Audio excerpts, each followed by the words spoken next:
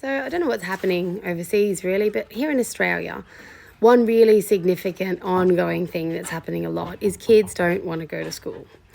Now, look, I'm aiming this towards the autistic direction. I'm autistic ADHD. Most of my clips are about autistic ADHD kids and adults.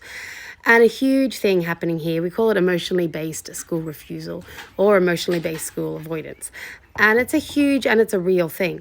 And half of Australia is going, why don't these kids want to go to school? We all had to go to school. All the autistic adults in Australia are going, hello, we hated school. Like, I liked it to some extent. I liked school for a few years. I enjoyed a bit of school. But as soon as there was no dopamine left in it for me, I was out. I quit in grade 10, ended grade 10, tried grade 11, bored out of my brain. There was not enough that interested me. What people have got to stop forgetting is the autistic brain is driven by purpose and meeting sensory need. Now, for the rejection sensitive child, they're not going to manage school very well because there are so many sources of rejection in the school environment.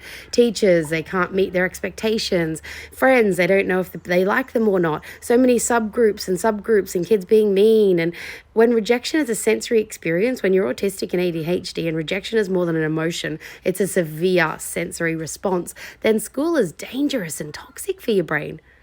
Then let's take a moment and reflect on kids like me, the reward-driven kids, the ones who crave dopamine, the ones who can't be bored, not even for a second.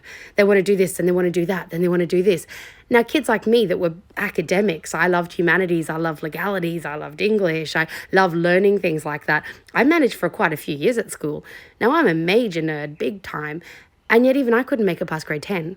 I got a zillion degrees since then. I think I'm up to like 9 now. So I've got no problem with my brain and learning. But there was no way in hell I wanted to learn anything that didn't interest me. And after a certain point, school fails there. I also am no good at numbers, dyscalculia. So the school system, when it came to maths, did not engage me. I'm not going to feel stupid. And maths always made me feel stupid. So I'm not doing maths. I'm not interested in that. Dogs in the background, sorry. So the dopamine-driven brains, we cannot manage environments where we don't get sources of dopamine. Let me tell you right now, the reason kids don't want to go to school is there is no purpose in it for them. They're not learning anything they want to learn. They're not doing anything they want to do, and they're not getting dopamine out of the school system. The only strategies I've got for parents when they come to me and say, how do I get my kid to go to school? Is I say, well, why would they want to?